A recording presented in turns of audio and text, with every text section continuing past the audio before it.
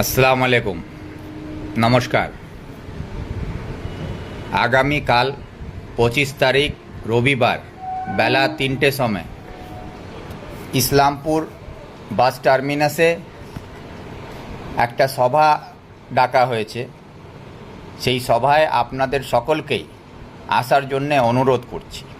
এই সভার উদ্দেশ্য হচ্ছে ইসলামপুর মহকুমাকে ইসলামপুর পৃথক জেলা হিসাবে ঘোষণা করার দাবি জানিয়ে আমরা এই সভা করছি। এই সভাতে বিশেষ করে ইসলামপুরবাসী এবং ইসলামপুরের আমাদের নতুন প্রজন্ম, আমাদের যুব ভাই বন্ধুদেরকে সকলকেই আসার অনুরোধ করছি।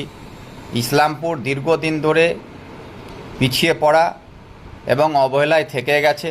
তার জন্যে আজকে বিভিন্ন অরাজনৈতিক দলের মাধ্যমে ইসলামপুর জেলার দাবি উঠছে। তাদের সকলকে আমি ধন্যবাদ জানাই এবং এই লড়াইকে আরও জোরালো করার জন্যে, সরকারের নজর কাড়াবার জন্যে এবং মাননীয় মুখ্যমন্ত্রী 2011 সালে যে প্রতিশ্রুতি দিয়েছিলেন সেই প্রতিশ্রুতিকে আদায় করার জন্যে ইসলামপুর জেলা চাই। আর নয় খেলা, এবার জেলা চাই। এই দাবিকে সামনে রেখে আপনাদের সকলকেই আগামী 25 তারিখ কালকে রবিবার বেলা 3টে সময় ইসলামপুর বাস টার্মিনাসে আসার জন্যে অনুরোধ করছি।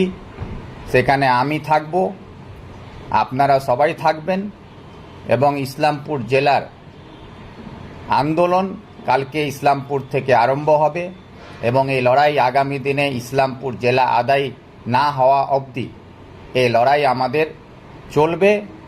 এই বলে আপনাদের সকলকেই আগামীকাল আসার জন্য অনুরোধ করে আমার তরফ থেকে সকলকেই ধন্যবাদ জানিয়ে আমার আবেদন রাখছি।